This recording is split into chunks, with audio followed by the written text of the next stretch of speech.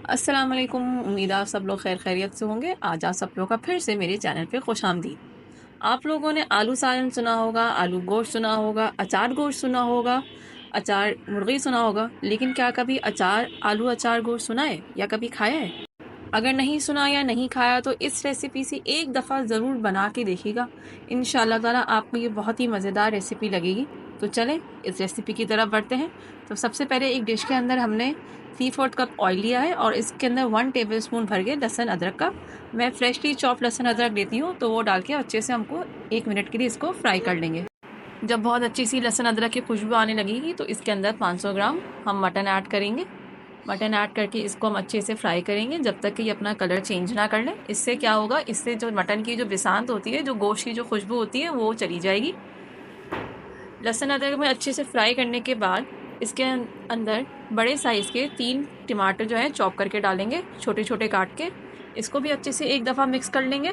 अभी हम अपनी जो फ्लेम है हमारी चूल्हे की, उसको हम हाई रखेंगे और अच्छे से टमाटर को मिक्स करने के बाद हम लोग हाई फ्लेम पे इसको ढक के छोड़ देंगे 5 से 10 मिनट के लिए।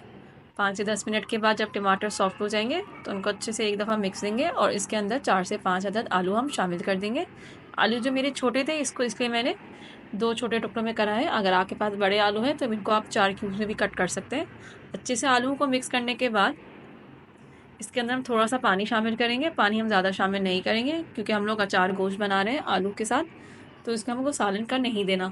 थोड़ा सा पानी शामिल करने के बाद इसके अंदर हम नमक शामिल करेंगे हस्बे जायका, लाल मिर्ची शामिल करेंगे 1 टेबल स्पून और हल्दी शामिल करेंगे हाफ़ टी स्पून। अभी इस स्टेज पे हम लोग बस इतने ही मसाले शामिल करेंगे। इन सबको अच्छे से मिक्स करेंगे और हम लोग मीडियम टू लो फ्लेम पे इसको हम ढक देंगे जब तक कि हमारा गोश्त जो है अधगला ना हो जाए। इसको हमने ढक दिया है और इसको हम अपने दूसरे चूल्हे पे ट्रांसफ़र कर देंगे। और इस चूल्हे पे हम लोग एक नॉन स्टिक फ्राई पैन रखेंगे जिसमें हम लोग अब अपने अचार का मसाला अच्छे से रोस्ट करेंगे। अचार के मसाले के लिए आप लोग पहले 1 टेबल स्पून बड़ा ले लीजिए, कोई सा भी टेबल स्पून ले लीजिए, फिर मेजरिंग उसी के हिसाब से कीजिएगा।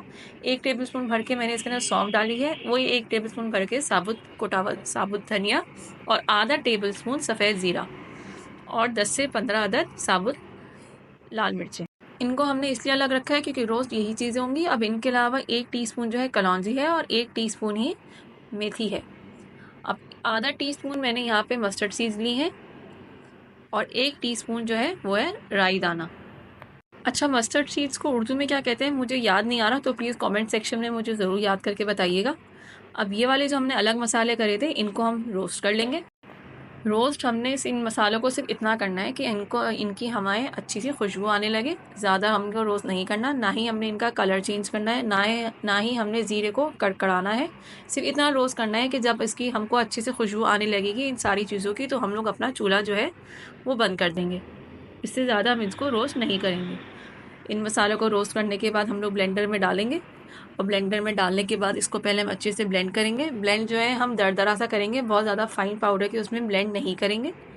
इसके अंदर अभी हम मस्टर्ड सीड्स और राई दाना शामिल नहीं करेंगे, पहले हम इनको अच्छे से ब्लेंड करेंगे। ये देखें, ये इस तरह से हमारा आधा मसाला जो है अच्छे से दरदरा सा पिस चुका है।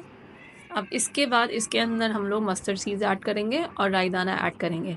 अच्छा, ये दोनों चीज़ें ऐड करने के बाद ज़्यादा हमको ब्लेंड नहीं करना, गिन के हम लोग सिर्फ 10 से 15 सेकंड के लिए इसको हमसे ब्लेंड करेंगे, ज़्यादा बारीक ब्लेंड नहीं करेंगे। अब ये 10 से 15 सेकंड ब्लेंड करने के बाद ये हमारा अचारी मसाला तैयार हो चुका है। अब इसके अंदर हम साबुत कलौंजी डाल लेंगे, शामिल कर लेंगे और मेथी शामिल कर लेंगे। इसको हम अच्छे से मिक्स करेंगे। अच्छा, इस मसाले के अंदर आप लोग टाटरी भी शामिल कर सकते हैं, लेकिन मैं इसके अंदर टाटरी थोड़ी अवॉइड कर रही हूँ। टाटरी के बदले मैं इसको आखिर में एक बड़ा नींबू शामिल करूँगी जिससे बहुत चटपटा सा टेस्ट आ जाएगा, तो टाटरी डालने की इतनी ज़रूरत महसूस होगी नहीं। अच्छा, गोश्त हमारा अब अधगला हो चुका है। अब इसके अंदर हम लोग मसाला ऐड करेंगे। मसाला अपने टेस्ट के हिसाब से आप लोग ऐड कर सकते हैं। मैंने इसके अंदर सारा ही मसाला ऐड कर दिया था, जिसके वजह से इसके अंदर बहुत ही मज़े का और चटपटा सा अचारी का टेस्ट आ रहा था। अगर आपको मेरी अलग सी नई रेसिपी पसंद आ रही होगी तो प्लीज़ मेरे चैनल को ज़रूर सब्सक्राइब कीजिएगा और अपनी राय से और अपने कमेंट से मुझे ज़रूर आगाह कीजिएगा। मसाला इसके अंदर शामिल करने के बाद अच्छे से मिक्स करने के बाद हम लोग इसको दोबारा से ढक देंगे। फ्लेम हम अपनी मीडियम रखेंगे और इसको जब तक पकाएंगे जब तक कि हमारा गोश्त जो है गल ना जाए। अब थोड़ी देर के बाद हम लोग चेक करेंगे तो हमारा गोश्त जो है, हमारा नहीं बल्कि बकरे का गोश्त जो है वो गल चुका है। अच्छा, मसाला जो है आप इसके अंदर अपने हिसाब से रखिएगा, चाहे तो बहुत गाढ़ा कर सकते हैं, चाहे तो थोड़ा फ्लोई में कर सकते हैं। मैं इसको दरमियाना रख रही हूँ। अब जब गोश्त बिल्कुल गल जाएगा, सालन आपका बिल्कुल तैयार हो जाएगा, तो बिल्कुल आखिर में आप लोग इसकी फ्लेम जो है हाई कीजिएगा और बिल्कुल लास्ट में जो एक बड़ा नींबू का जूस इसके अंदर अच्छे से निचोड़ दीजिएगा। इससे ये होगा कि अचार मोगई का जो ये चटपटा जो टेस्ट है, जो हमने टाटरी नहीं डाली थी, वो इसको कवर कर लेगा और बहुत ही मज़ेदार और बहुत चटपटी सी हमारा ये आलू अचार गोश्त तैयार हो जाएगा। अब 5 मिनट इसको हम लोग बिल्कुल हाई फ्लेम रखेंगे और इसको 5 मिनट के लिए ढक देंगे। 5 मिनट ढकने के बाद हम इसका चूल्हा बंद कर देंगे और ये जी देखें, हमारा बहुत मज़ेदार सा आलू अचार गोश्त बिल्कुल तैयार हो चुका है।